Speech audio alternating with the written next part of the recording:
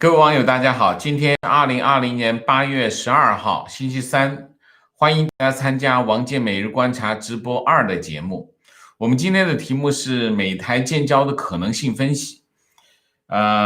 这个话呢，就美台其实，台湾叫中华民国，所以其实美国跟中华民国原来就有外交关系。那么后来是因为中美建交中华人民共和国和美国建交，然后中华民国就跟台湾跟美国断交那么这是一个，如果讲美台建交，其实是中华民国跟美国复交是一个这样的事儿。我先讲一下。那为什么会有一个这样的议题呢？那么是因为这2天在推特上就有一个说法，说这个中美关系越来越差那么美国可能会在60天之内和台湾建交这个说法呢，老实讲1个月之前都是无法想象那在1个月之前我都不会认真看这个题目，但是1个月之后，今天我们要认真的分析这个议题，我们要探讨这个可能性。这说明什么？说明现在形势发展的非常的快，超出大家的想象，超出我的想象我们正在见证历史这是一个过程，所以大家一定要每天来看我们的节目我们每天都在看到的都是历史在这个进程的过程当中，香港毫无疑问是一个非常重要的参照物北京中共在香港推动的一系列的行动，它其实是让国际社会，香港就是一个非常清楚的窗口，或者是橱窗那么国际社会可以通过香港这发生的一系列的行动来看清楚中共的意图，它的战略意图和行为你在这里看得非常的清楚那么这跟中共在国内关起门来想怎么打就怎么打的情况完全不一样。那么对于美国来说尤其如此，所以香港这件事，在香港发生的事情，其实它已早就超越了香港本地的意义。所以为什么说香港我们讲我把香港叫做香港事变，香港事变是一个非常重要的事件，原因就是它不仅仅影响香港，它不仅仅影响这个国际金融中心，它影响什么？它影响中美关系，它会影响整个的这个中西关系，中国和西方的关系，会影响整个亚洲的地缘政治，所以它影响非常的大那么在中美关系发生这个属性的改变，就是我们之前讲中美关系发生了根本性的改变，中美关系已经就是再也回不到从前是一个表述，但是真正的是什么？真正的是中美之间开始进入全面对抗，香港是个非常重要的关键点。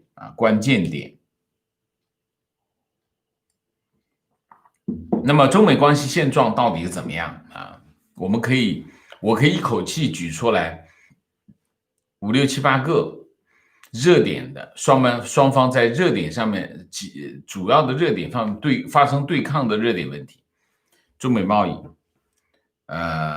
领事馆关闭领事馆，然后台湾疫情，香港、南海，我一口气能够数出这么多，还可以往下数但我们不数了。我们来讲中美关系到底是个什么样的状况，我们不讲别人，我们就讲中国自己的说法。中国的外交部有个副部长叫乐玉成，乐玉成在8月11号有一个访谈他在访谈中这么讲他说他其实在讲中美关系我们要肩负起历史责任来，向前看，看长远，跳出当前选举政治，走出情绪化思维，回归理性务实，从落实国务委员提议的3份清单入手，就不难找出出路啊，中美关系要找出路。他讲了3点，第一，首先要沟通对话，对话不能中断啊，尤其两国外交部门不能陷入无线电静默。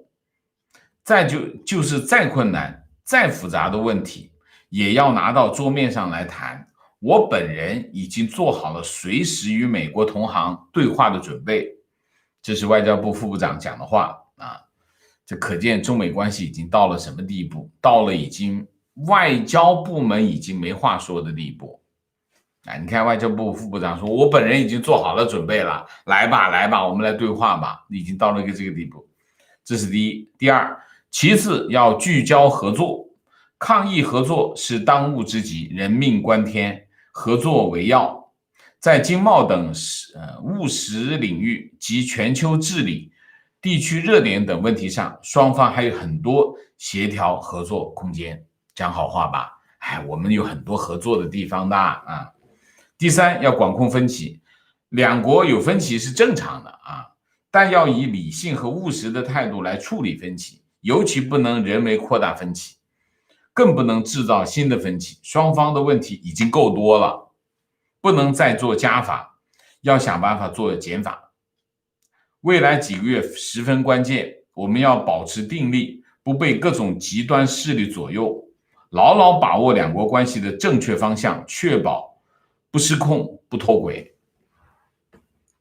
这个讲话其实是很有意思的，非常有意思的，因为他是个副部长啊，他讲的话呢有代表性，但是呢他又不在聚光灯下面，所以他有些话讲的可能比较更真实一点啊。那么从这里面可以看出来几点啊，我们从这个讲话里面来看什么呢？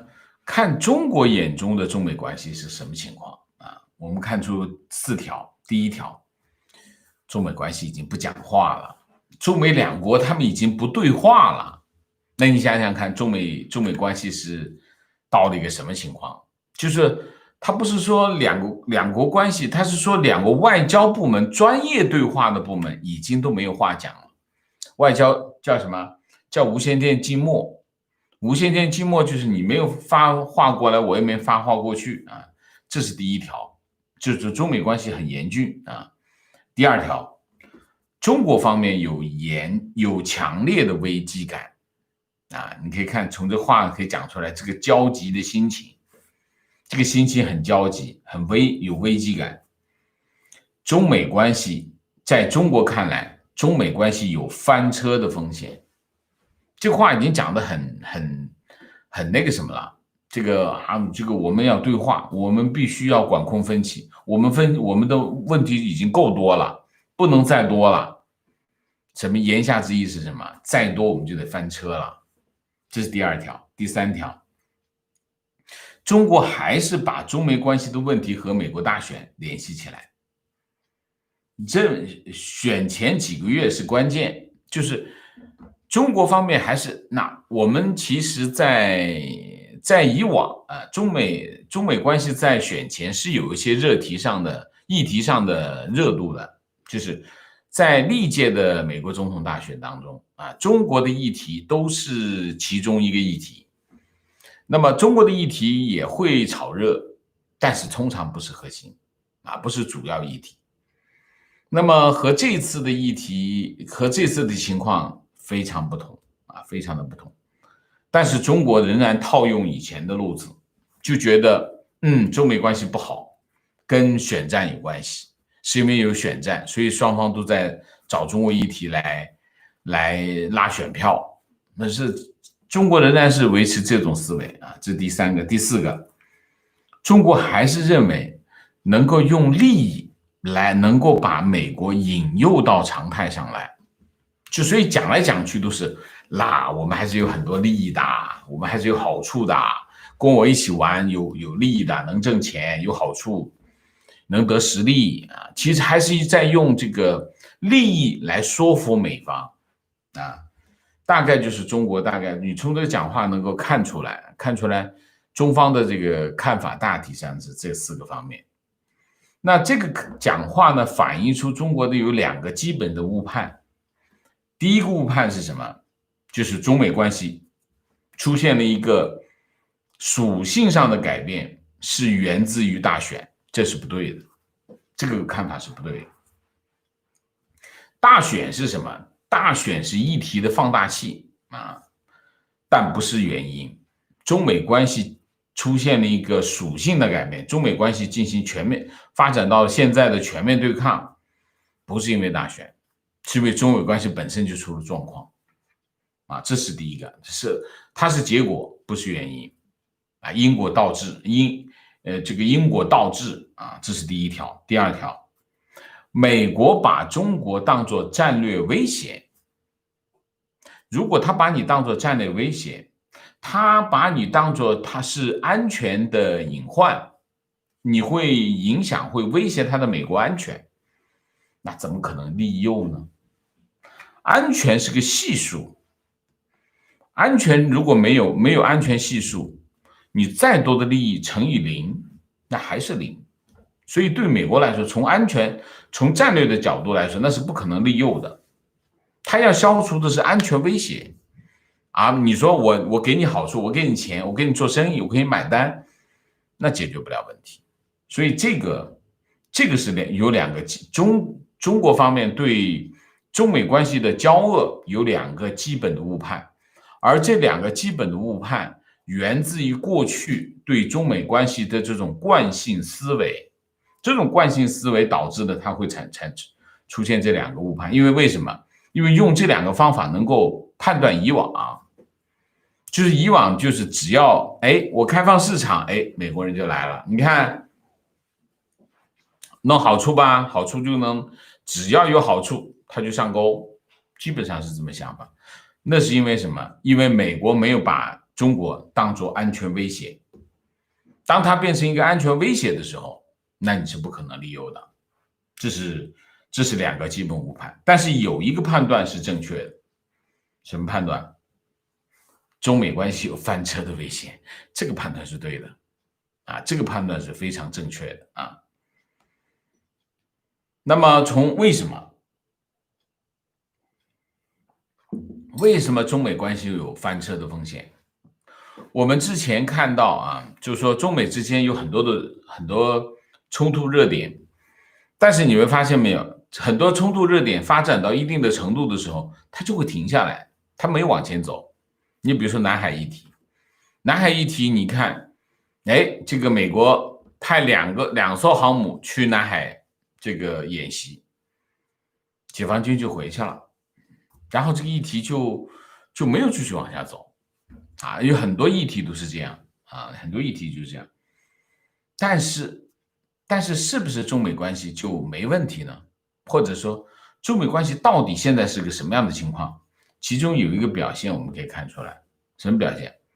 卫生部长阿扎，美国卫生部长阿扎访台。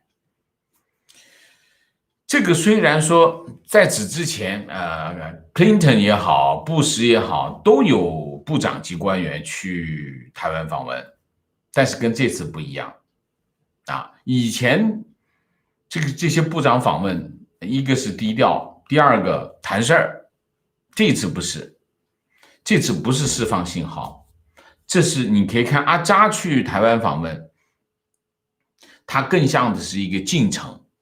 什么进程？就是他的这个步骤是去改变美国跟台湾的关系的，就是美国跟台湾的关系发生了一个非常大的改变。我们从哪里可以看出来？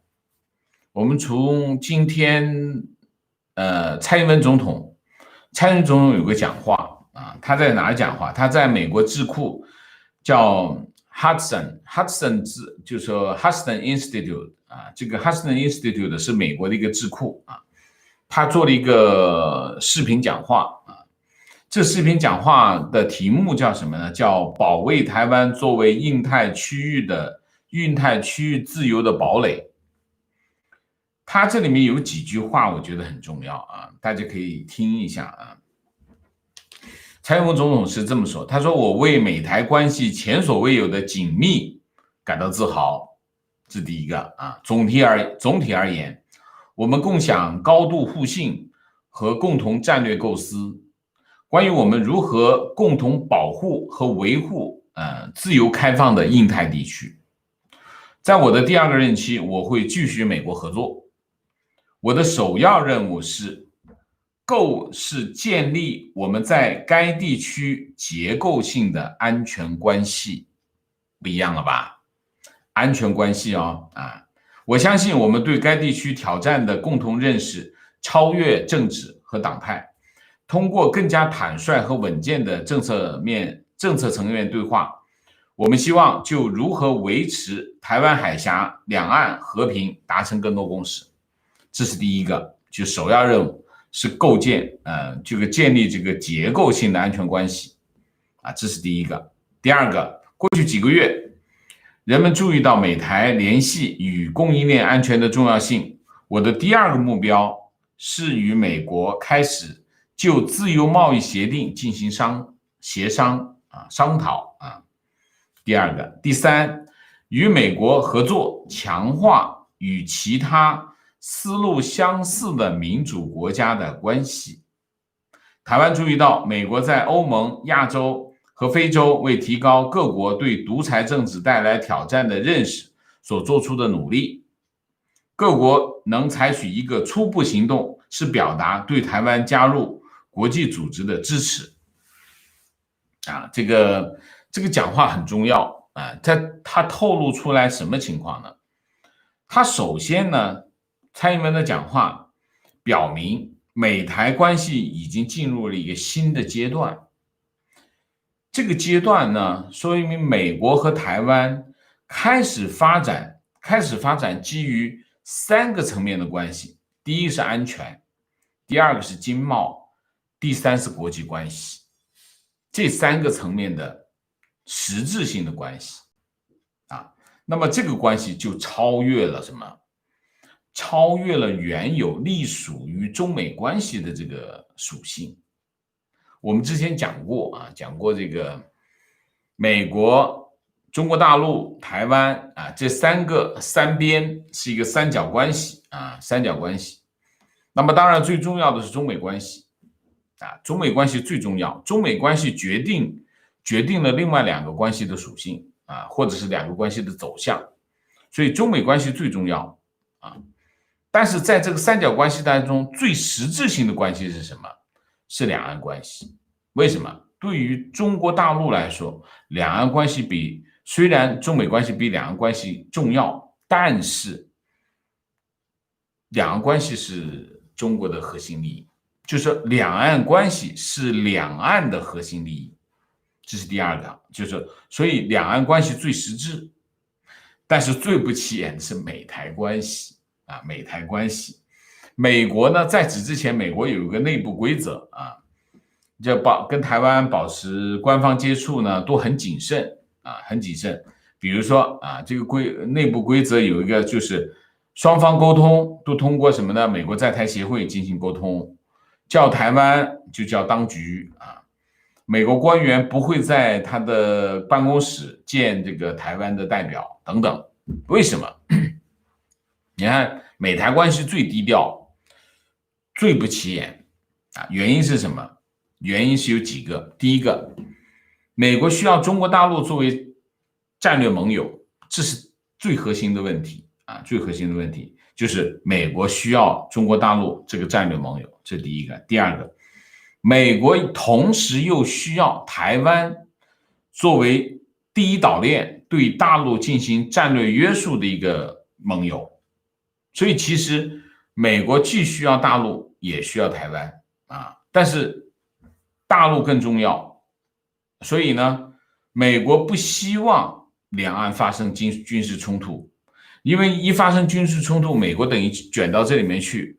但本来我是希望他们所以对美国来说，两岸关系稳定符合他的利益。两岸关系发生军事冲突，他就很麻烦。你协不协防台湾？你不协防台湾，他这个战略利益没有了。你协防台湾，我得投入，我得有利益付出。所以美国的做法是什么？美国的做法去模糊策略，我不说啊，不说。那么通过模糊策略压制台湾的内部的台独势力，那么限制两岸可能发生冲突的这种可能性。这是美国过去一段时间，所以在过去一段时间，中美关系最重要，两岸关系也很重要，但是美台关系最不重要，就是一个这样的结果啊。到了2017年，川普总统上台之后，2017年开始，川普总统一连签署了6项支持台湾的法案啊，包括什么简化对台禁售啊，鼓励高层访问呐，帮助台湾维持这个外交邦交啊，扩大这个台湾在国际组织上的参与度等等一系列的法案。那么台湾和美国的关系就开始进入另外一个层面的运作啊，这是第3点。第4点，中美关系进入全面对抗的时代，台湾的地位就发生了根本性的改变。台湾就成为什么？台湾就成为美国的重要的战略盟友和重要的战略支撑。所以在这个情况之下，台湾的角色就发生了根本性的改变啊。那么如果我们把这件事情拉开了一看，你就会发现美台建交或者是美国跟台湾复交就出现了什么？出现了战略的需求，或者是它就出现了战略的合理性啊，它有合理性在里头了啊，它有这样的需求了。好，这里面有一个问题啊，一个核心的问题，大家都知道，美国如果跟台湾建交，意味着什么？中美关系的破裂，中美关系肯定会破裂。为什么？因为一个中国啊，一个中国是中国的核心利益啊，那么或者是中美关系的政治基础。那么如果美国跟台湾一建交，意味着一个中国的原则就没有了，一个中国原则没有了，那中美之间那就关系破裂了。所以呢，这里面我们就要看一点，就是说中美之间的政治基础，中美关系的政治基础是什么？我们从这个角度去看，就是说美国在面临一个这样的战略选择的时候，他会怎么去衡量他做出一个战略选择。那在这衡量的过程当中，我们就要看中美关系它的政治基础到底是什么。这个政治基础如果是仍然存在的话，那它的战略选择是另外一个方向。如果中美之间的战略基础、战略合作的关系或者是政治基础不存在了的话，美国去做的战略选择是另外一个方向。所以我们现在分析一个什么呢？就是说中美关系的政治基础。中美关系政治基础有2个啊，很多人只讲一个。中美关系政治基础就是对于中国来说就是一个中国，一个中国的原则。一个中国的原则的表述是什么？我讲给大家听啊，大家经常听到，但是没那么容易记住的啊。一个中国的原则是什么？就3句话。第一句话，世界上只有一个中国。第2句话，中华人民共和国是中国唯一合法的政府。第3句话，台湾是中国不可分割的一部分。这就是3段论，就是世界上只有一个中国，中华人民共和国是中国唯一合法的政府，然后台湾是中国不可分割的一部分。为什么这3段话会成为中国的会成为它的政治基础呢？这边反映了2件事。第一件事，这个3段论，第一个就是承认中共政权的代表性，也就是承认中共政权的合法性。美国要承认中共建立的中华人民共和国的合法性，这是第一条。第2条，这个陈述是肯定中国统一的正当性，或者说中共对台湾进行统战统一进程的一个合理性，就是这2条。第一个是中共它的合法性，第2个就是统一台湾的这种合理性。所谓的一个中国的原则，其实包含了这两个内核。那么这就是中国，对于中国来说，中美关系的政治基础是什么？就是这个。如果美国跟台湾建交，就意味着什么？这两个内核就不存在了，那么中美之间的政治基础就不存在。所以美国跟台湾建交意味着什么？中美关系的破裂，这个是没有疑问啊。这是对于中国来说，中美关系的政治基础是这个。那么对于美国来说，中美关系的政治基础是什么？中美关系的政治基础就是中国的存在符合美国地缘政治利益，为美国提供商业机会。这是一件事情两面。中美建交首先是基于什么？基于双方合伙对付苏联，这是中美之间的共同利益。那么就是什么？就是美国要和中国合作对抗苏联，这就符合美国地缘政治上的利益，所以中美才会建交这一说。但同时美国在整个中美关系的运作过程当中，随着苏联的崩溃，随着中国改革开放，中国市场对美国来说是一个商业机会。就这两条反映了美国的核心利益。或者我们翻过来讲，中美关系对美国来说，它的核心的政治利益或者是政治基础就是这两条。第一个，地缘政治，中国的存在符合美国地缘政治利益。第二条，中国市场对美国企业来说是个商业机会。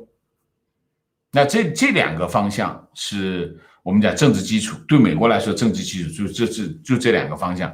但是第二条是从属于第一条的，就第二条地缘政治利益首先反映在哪里？反映在安全上，或者是地区安全，或者是美国的安全。所以这里面有个前提，就是中美关系最核心的、最关键的政治基础，就是中国不能威胁美国的安全，这是核心基础。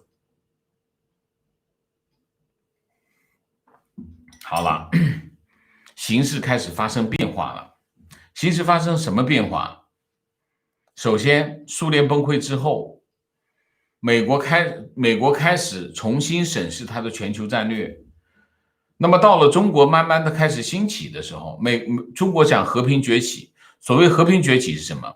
和平崛起就是随着它的经济实力的上升，它在政治、经济、文化、军事各个领域，它就开始寻求它的地位置，它就开始往外伸展。这一伸展就触碰到了什么？美国的地缘政治利益了。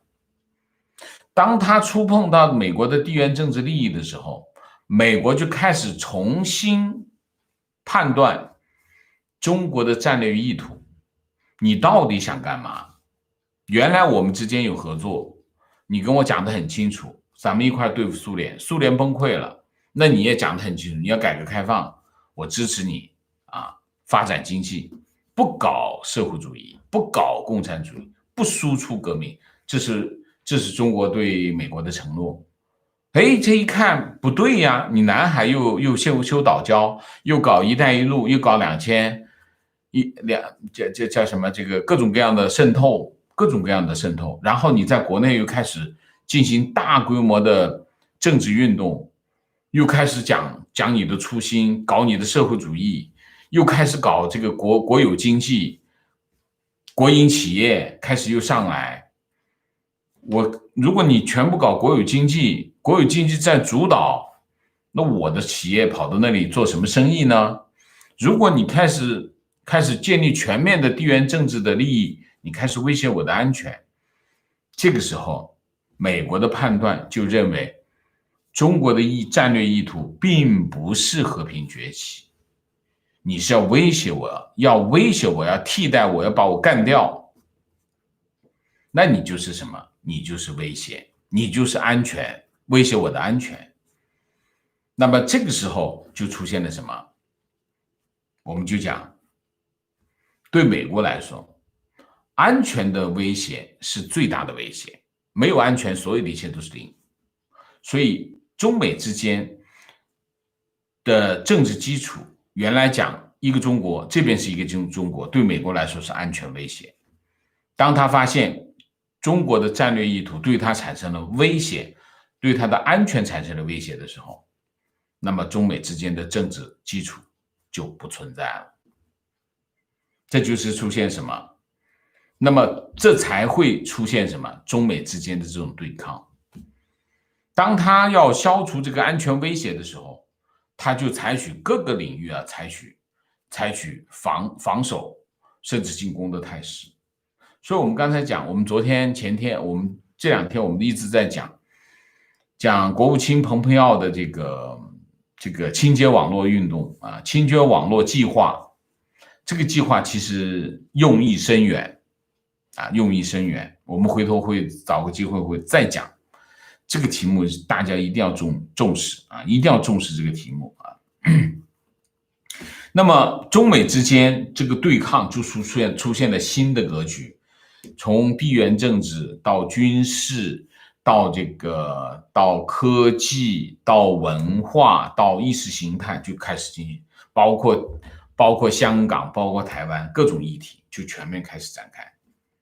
而且大家会发现，美国对华政策越来越出手，越来越重。为什么？他的战略判断是什么？他的战略判断，你是我的敌人，你对我有敌意。所以你可以通过这件事情，你可以看出什么来？看出中美关系中美关系有破裂的可能性啊，中美关系有破裂的可能性。那么我们前面讲美台关系有建交的合理性，那么中美关系有破裂的可能性。你可以从这个外交部副部长的这个讲话中也可以看出来，中国外交部它里面内部已经非常的焦虑了。那么这2种往中间一放，我们就推断，我们就分析啊，结论是什么？结论就是中美关系啊出现了目前这样的局面，会导致美台建交是存在可能性。这个就是结论啊。这个结论呢，但是这个结论并不那么容易就能实现，它仍然需要条件。就是说美台建交它是必须在一定条件下才会发生。大家要记住，一些历史的进程啊，它都会需要一些条件，它不会自动就发生了，不会的啊。那么这里面有几个条件，我大概列一下给大家参考啊。第一个条件就是中美关系，中美关系要对抗到什么程度呢？就中美的对抗已经要表面化，双方已经不觉得需要掩饰了啊，这是第一个条件。第二个条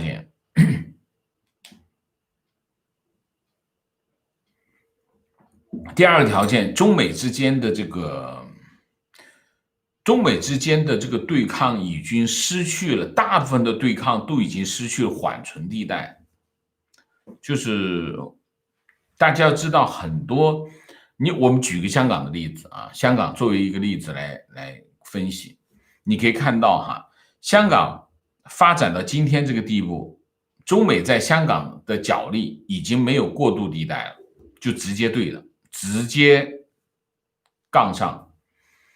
那没有什么说缓冲的余地了。那么中美之间在所有的对抗议题当中，全部都没有缓冲的地带的时候，那他们之间的关系就没办法救，没有办法往回拉。那这是第二个条件啊，第三个，一定会出现某一个偶发事件，刺激美方去做一个行动，而这个行动他认为它具有合理性，而且会导致美国的优势。这些和偶发性因素，所以我还是觉得，就是历史的必然性是不存在的。就其实我们刚才的分析是历史的必然性，它必须有一些偶然的事件把这个必然性带动出来。如果没有偶然事件，这个必然性也是出不来的，好吗？大概是这样。我今天呢，我就把这个现在在网络上，在推特上面有一个这样的说法，说美国会在60天之内和台湾建交。我们分析一下它的可能性啊。结论是什么？结论就是我们总结一下，第一个就是台湾在中美台这个三角关系当中，台湾的战略地位已经发生了根本性的改变，这是第一个。第二个，美台关系已经进入了一个安全、经贸、国际关系全面发展的实质性的关系，这是第二条。所以美台建交存在它的可能性，或者它有战略上的合理性，这是第一条。第二条，中美关系，中美关系全面对抗的原因是因为中美关系失去了它原有的政治基础。当它失去了政治基础的时候，美国就会在它的战略选择的过程当中，它就会倾向于什么？倾向于寻找对它更有利的一个战略支撑，这个战略支撑就是台湾。那么，所以在这个情况下，中美关系就是中美的全面对抗已经达到某个程度的时候，那么中美之间的破裂，中美关系的破裂，会因为某一个偶然事件导致美台建交，这就是结论。结论就是美台建交的可能性是存在的。那么在某个契机之下，它就有可能发生。OK， 好吧，今天我们的主题就讲到这里，我们下面就进入互动啊。进入互动之前，例行公事，请大家点赞，请新来的网友订阅，请大家加入我们的会员，支持我们做更好的节目。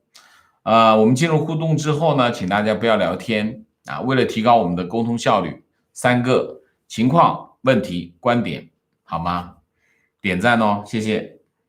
好，我们就进入互动。好，明谢 Mike 猪，谢谢啊。那观点，乐见美台建交，冷对美中勾兑，好吧？好，提问：美台建交是跟台湾建交，还是跟中华民国建交？提这样的问题就是挖坑嘛，是吧？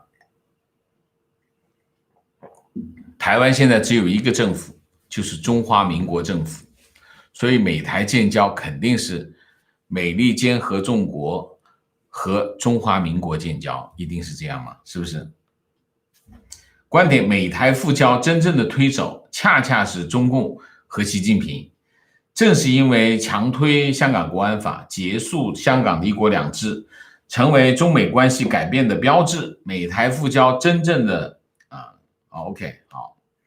观点：从川普上任第一天就跟蔡英文通电话，就知道美国的绥靖政策结束了。川普说过，中国唯一能听懂的语言就是制裁，口头上抨击中国是没有用的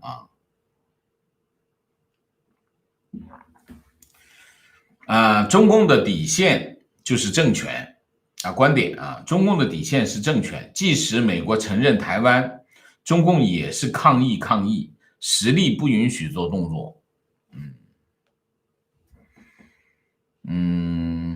是的我没有往下分析，我只分析到了什么？我只分析到美台建交这条线，美台建交之后我没有分析我没想，来不及了，时间不允许了，所以我只讲到这里，就是我们只分析到美台建交的可能性，再往后没想。大家可以延伸大家可以尽量延伸，好吗？后面的我就留给大家来讨论，好吗？观点：中共的观点，蓬佩奥到处合纵连横，亲力亲为，而中共领导人像一个缩头乌龟，整天打电话，也能看出中美对比实力差距。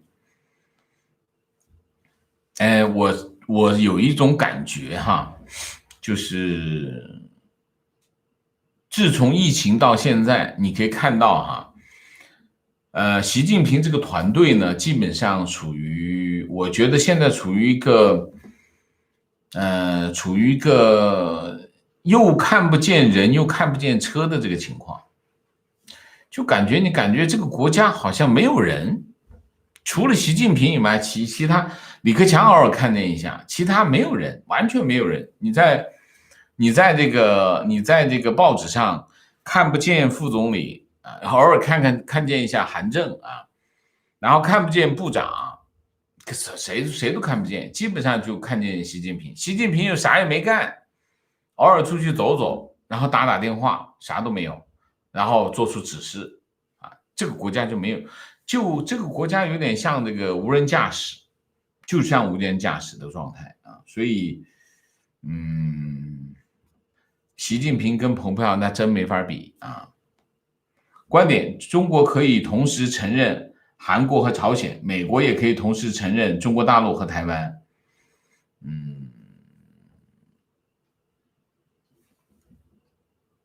如果我们讲的是政治现实呢，这件事情我们在1个月之前想都不会想，但现在会想。现在会想的原因是什么？就是形势发展的非常的快啊。观点：美台利益远远小于美中关系，美国永远是个利益至上的国家，所以现阶段美台建交不可能，美国只是在打台湾牌。美国是个利益至上的国家，这是非常不正确的。美国太不讲利益了。如果美国讲利益，他第一不会参加1次世界大战，二不会参加2次世界大战。为什么？因为跟他都没有1毛钱的关系啊。所以，然后他又出钱，又出枪，又出人啊，然后这些钱花了以后还拿不回来，所以。如果美国是一个利益至上的国家，他根本啥都不会参与，他就不会成为一个灯塔之国。所以讲美国是利益至上的国家，肯定是不了解美国。美国在海外花了多少冤枉钱，花了多少钱，那真的是数都数不完。所以讲美国是利益至上的国家，那是真的不了解美国。美国要是真讲利益，啥都不管。美国也没有今天的地位，美国经济、美国政治、美国军事啥都没有今天的地位。美国就是因为他没有只讲利益，利益要不要讲？当然要讲，怎么能不讲利益？不讲利益，那还是个民选的政府嘛？那是不可能的事情。但是不能只讲利益，只讲利益就是什么？只讲利益，你只能做老二、老三、老四，你就做不了大买卖。美国是那种大买卖的国家。所以他要讲利益，但不能只讲利益，要讲什么？要讲理念，要讲意识形态，要讲什么？要讲他的这个道德。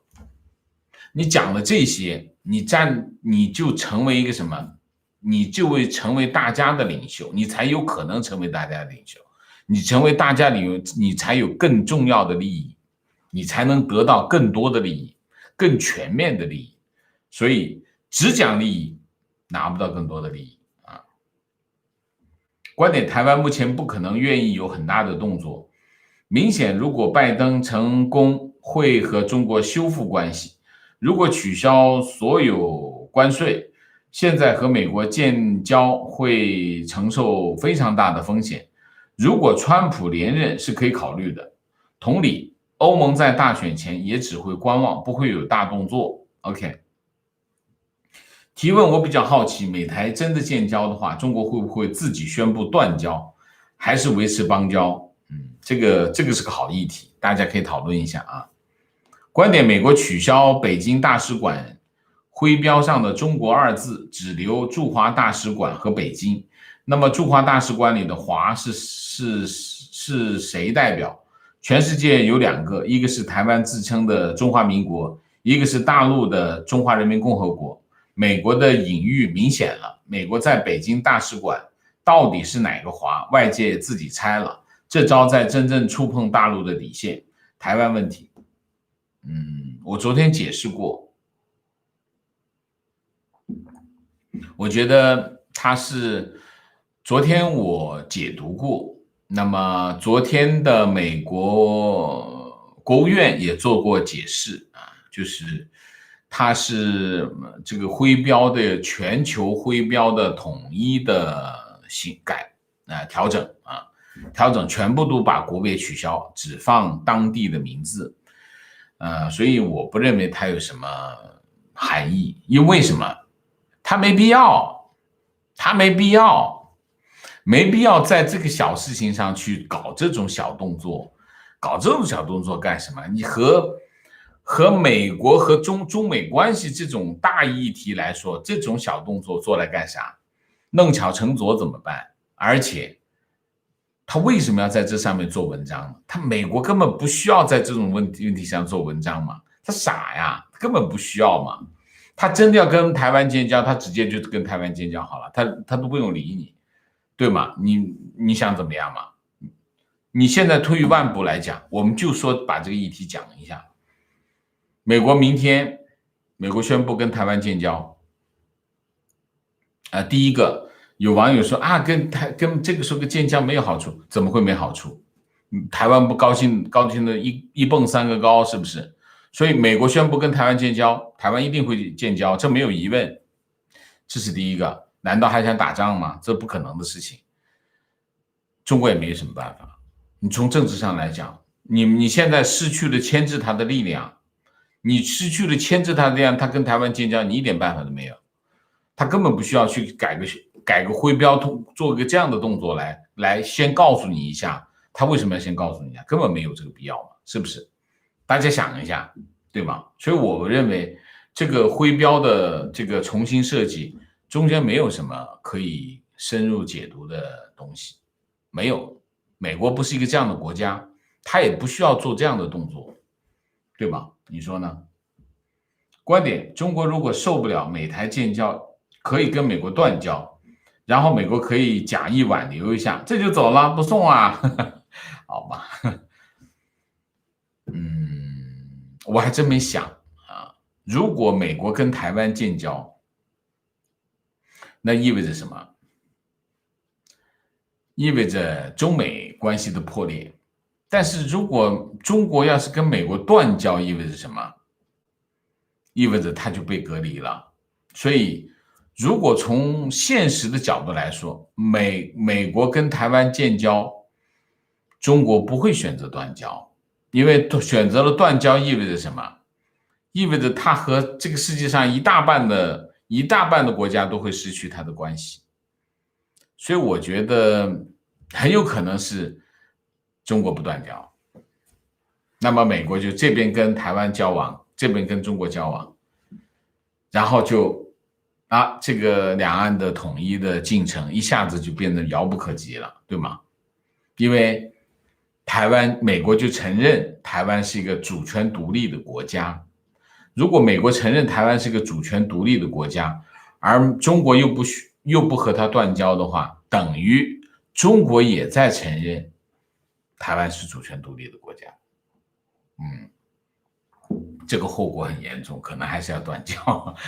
不好，我没想好，没有很冷静的考虑这个问题。当然，我认真的考虑一下这个问题，大家也来讨论一下，好吗？提问：网上有一种说法，中国需要坚持几个月，直到美国大选结束，无论川普或者拜登上台，都会出现两国关系的调整期，大选后会缓和一段时间。老师怎么看？我刚才已经讲过了，中国是这么看，但是我不认为是这样。中美关系已经失去了它的政治基础，那么无论谁上台，中美关系已经回不到从前了。所以所谓的缓和是一个，我觉得是个自我安慰吧。不管是川普连任还是拜登上台，中美关系都是一个剧烈对抗。大家不要想象是什么呢？大家不要想象说拜登亲中，我一点都不觉得拜登亲中我一点都不觉得拜登亲共，这一点我一点都不怀疑。我不怀疑任何一任美国总统他坐到总统的位置上去，他是要为中共的利益说话，这是不可能的事情，这是不存在这种可能性。这是第一条。如果我们否定这个前提，我们不需要讨论这个议题。如果要讨论这个议题，我们首先要承认这个前提，承认这个前提就会很清楚，下一任美国总统会采取一个什么样的中美关系，或者采取一个什么样的对华政策，跑不掉哪去的，跑不到哪里去的。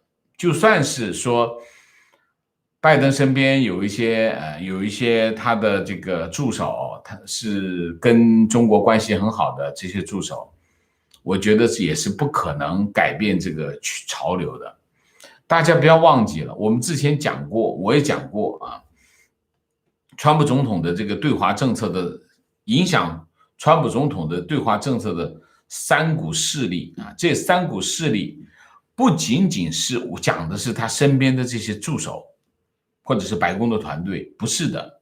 这三股势力，比如说安全，比如说经贸，或者是这个商业，比如说这个意识形态，这三股势力，它是在整个美国政坛，它是遍布在美国整个政坛，从国会到美国到白宫，从共和党到民主党，它是贯穿在整个的美国政坛。他向白宫施加的这种影响，不仅仅是一个人、两个人、10个8个的，他是整个政坛。所以你要想一下，这个力量有多大？美国总统坐的那个位置上，他绝对不是只做他想做的事情，他可能要做很多他不愿意做的事情，他有很多他想做的事情也做不成。为什么？影响太大，阻力太大，或者是后面的推力太大，他都没有办法。所以美国总统并不是为所欲为的，所以这件事情大家不能够天真啊。所以我不认为中国一直是这么认为，就是说中美关系现在遇到的波折是因为美国大选，这是一个绝对的误判。我刚才讲过了啊。观点我还是觉得，即使美台建交，土共也不会断交，毕竟断交了就没有机会再偷技术了。现在也是很难偷，但是还是有机会，所以我觉得土共主动断的机会很小。观点，但是有个问题，它是这样啊，我刚才讲过了，美国跟台湾建交等于承认台湾是一个主权独立的国家，否则怎么建交呢？对吧？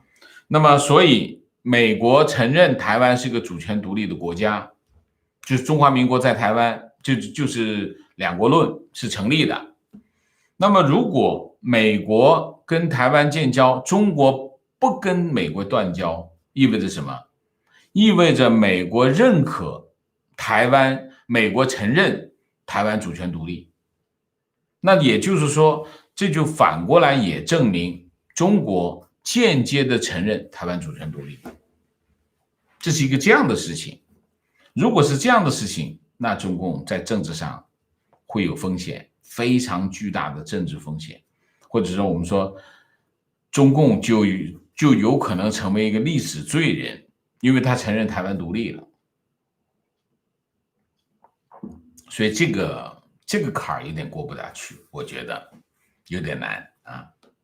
观点：中美对话鸡同鸭讲，中国方面往往是利益，是金钱与权力的交换，是不加制约的控制欲；而美国方面谈的是价值观，是自由世界的生活方式，是原则和情感。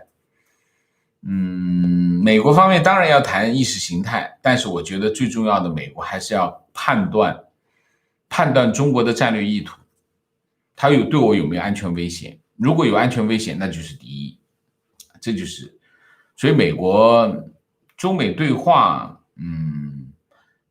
是建立在什么基础上？建立在相互一个，就是你得对对方有个战略判断，必须建立在这个基础上。你判断他是敌友，你现在搞清楚，我再来跟你对话。如果现在认为你是敌的话，我为什么跟你对话？所以现在的问题，现在状况就是这样啊。美国觉得你是敌呀，你对我有敌意啊，你威胁我的安全，我跟你对手，所以美国就不跟他对话。所以中美之间出现一个叫无线电静默，无线电静默讲的就是现在这个状况啊。观点：中国从上到下只相信经济利益决定一切，没有人相信普世价值，更不相信价值观真的重要。观点：真的感受到每天都在见证历史，也在刷新对 CCP 的新认知，有时候甚至因为家里长辈对 CCP 而感到羞愧。这个我觉得倒没什么，这个不是你的选择，这也不是你的错啊，所以没必要羞愧啊，这个没有关系啊，那是你的背景，那只是你的背景啊，也只是你的背景，你的状态，你的行为决定了你的选择啊。观点：美国当时与台湾断交，因两个都是独裁政权，美国选的是利益。如今美国必须选择自由民主或者是利益，不是，这个不对啊。美国当时是这样，美国跟中华人民共和国建交，这是第一步。然后呢，台湾同时跟美国断交，中华民国跟美国断交，理解吗？不是美国跟台湾断交，是美国先跟中华人民共和国建交，然后台湾就中华民国选择跟美国断交，理解吗？是一个这样的关系啊，所以不是两个一样的东西啊。你要像我们做一些战略分析，我们首先要搞清楚历史真相是什么。如果我们连历史真相都没搞清楚的话，我们贸然出来做一些判断，那肯定是有巨大风险啊。观点：中共不会和美国断交，红色家族在国外的家人和小三、私生子女和财产怎么办？这个是他们的核心利益，这个有关系吗？有关系吗？没关系吧。观点：美台建交是必然，只是时间问题，但前提是台湾人必须认清台湾是一个独立自主的国家，要誓死去保卫台湾。这个有问题吗？中华民国是一个主权独立的国家，这已经有100多年的历史，这个还需要说明吗？根本不需要说明啊。你在台湾天天看到青天白日满地红的这个国旗在那里啊，那个国旗已经飘扬了100多年啊，这个还需要说明吗？不需要说明吧，是不是？观点：美台是否建交取决于美国是否驱动中国政治体制走向民主化。如果中国拒绝政极改革，台美建交的可能性越来越大。我不同意，这个没有关系，更多的是地缘政治的影响啊。情况：有人民日报来澳洲进修的记者在一次聚会中，因为2个中国的问题被所有参加聚会的中国人质问的哑口无言。因为他认为中华民国没有在联合国，所以民国不算国家。可是他无法解释中华民国有自己的国号、外交、军队。最致命的问题是，联合国最早是中华民国参加的，不是中华民国参加的，是中华民国建立的啊。中华民国是联合国的创始国之一。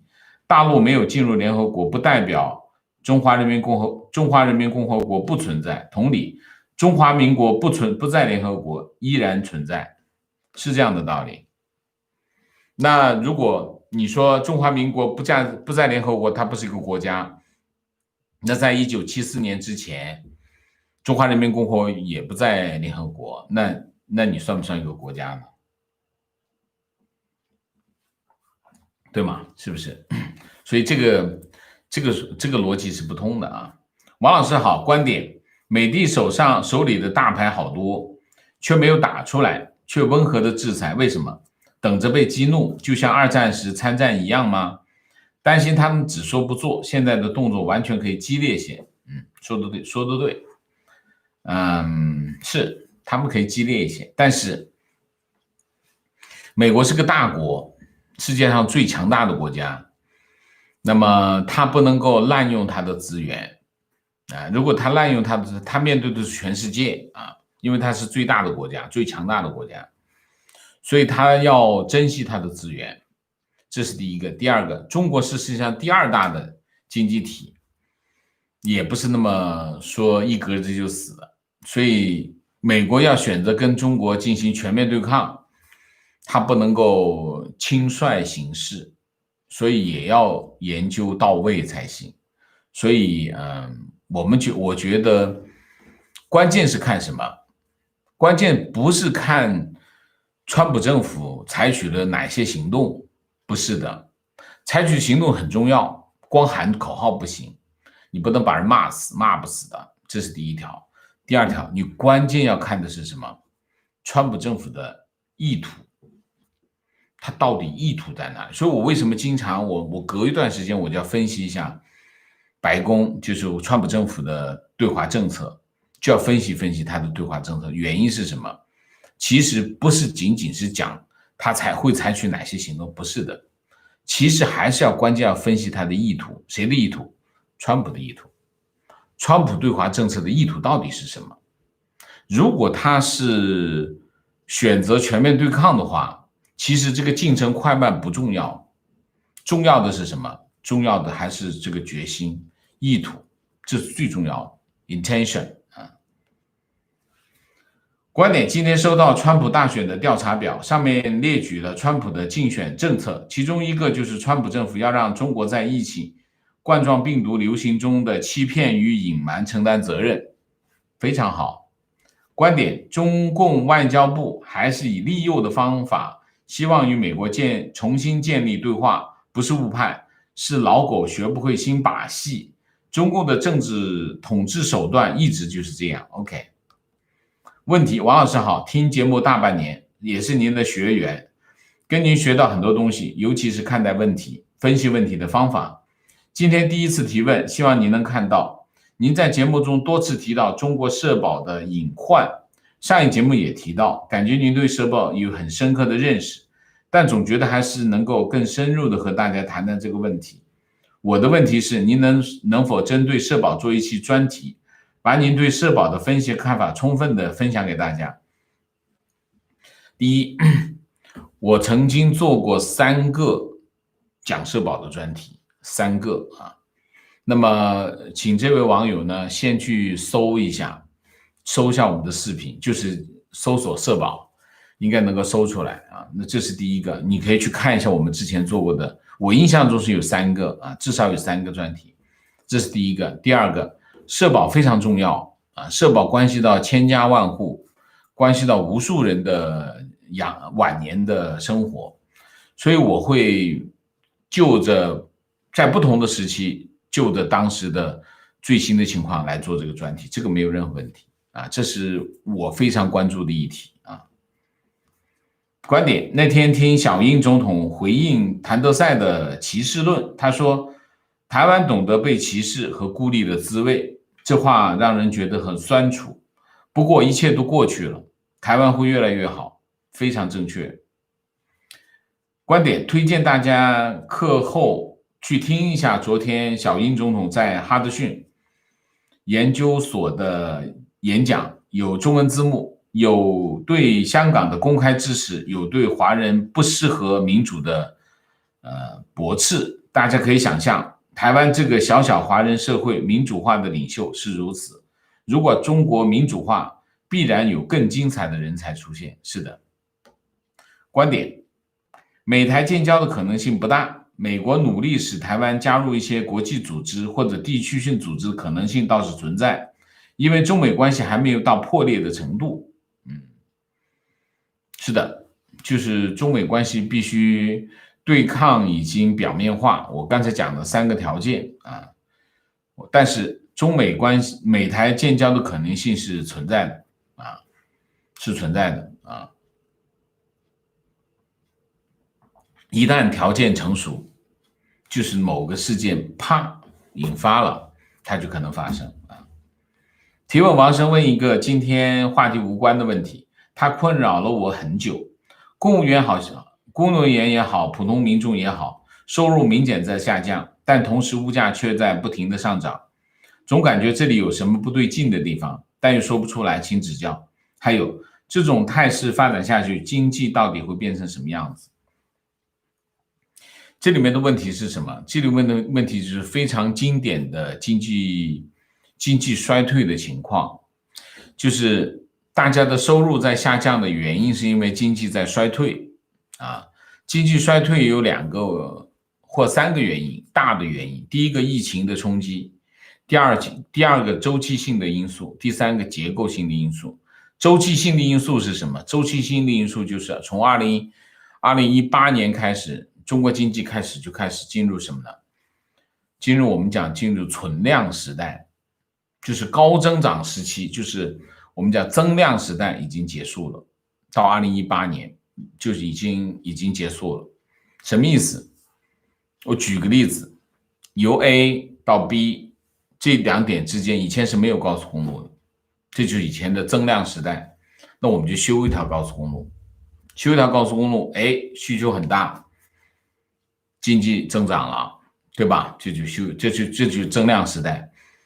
修了一条高速公路，我们再修一条高速公路，我们就有2条高速公路，2条高速公路，已经饱和了，就是已经进入饱和的状态。就是说，你不小心再修一条高速公路的时候，就没人跑，高速公路上就看不到车，3条高速公路都赔钱了，这就是存量时代，就是你不能够再修一条高速公路了，因为已经有了。就是0到1叫增量时代，1到2叫存量时代。存量时代经济高增长就结束了，增量时代经济高速增长，就中国经济已经开始进入存量时代。中国经济开始进入存量时代，如果它遇到了一些冲击，它可能就出现经济衰退。今年中国经济就出现了衰退，衰退是什么？就是下跌。当经济出现衰退的时候，大家的收入就在下降。那么又出现了什么？又出现了疫情，又出现了水灾，又出现了什么？经济衰退，又出现了人民银行的大水漫灌，所以你看到物价又开始在涨，经济又衰退，这是件很麻烦的事情。所以这个情况没有不对劲，正常，就是中国经济现在这个情况，就是它的符合经济规律的表现啊，就是大家的收入会持续的下跌。经济到底会变成什么样子？中国经济就会失去它的之前的高增长的这种态势。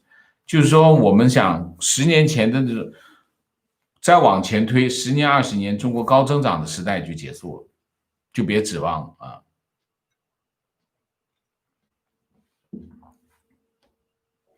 情况：南方省市退休公务员已经通知，今年地方财政的那部分工资没有了，中央财政增加100多，整体来说快1/3的退休工资没有了，加上物价上涨，生活水平降低了，是这样的啊。那么现在的情况啊，就是什么地方财政的部分没有了，不知道什么叫中央财政增加100多，反正就是减工资嘛，减退休金嘛，是这样的，大部分都在减啊。情况：自从没有大中华情节后，整个豁然开朗，这半年多看清太多的事情。OK， 好，明谢Lancelot 张谢谢，一切尽在不言中，继续支持做好节目，谢谢。Jeff In 谢谢，打卡东京，请王先生喝杯云南普洱，谢谢。姥姥王谢谢，今天的议题是我们很多人做梦也不敢想。1979年美国和中华民国断交，反过来是中华民国跟美国断交啊。身在台北，天上下着毛毛细雨，交织着悲愤的泪水，茫茫不知何从。可是我们在夹缝中生存，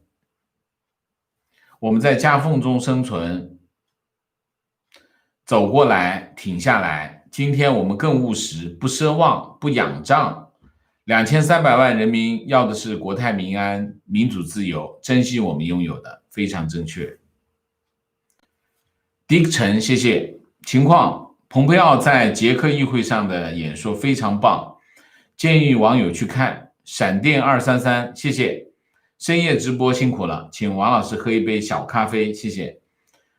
Johnny Walker 谢谢这是我爱喝的酒归人111谢谢。情况南海对峙，习下令军队不得先开枪，感觉像踩了刹车，遥遥无期了。这种传言我也不大信，因为本来就不会随便开枪。大家要知道，中共对军队的控制是非常的厉害的季季成谢谢。王老师，我们都是您的粉丝忠实会员，请叫我们剑客吧，好吧 OK 好，感谢大家的参与，我们今天的节目就到这里，感谢大家参与，我们下个节目再见。在见之前请大家点赞，请新来的网友订阅，请大家加入我们的会员，支持我们做更好的节目，做更好的自己，谢谢大家，谢谢，请大家加入我们的会员，谢谢。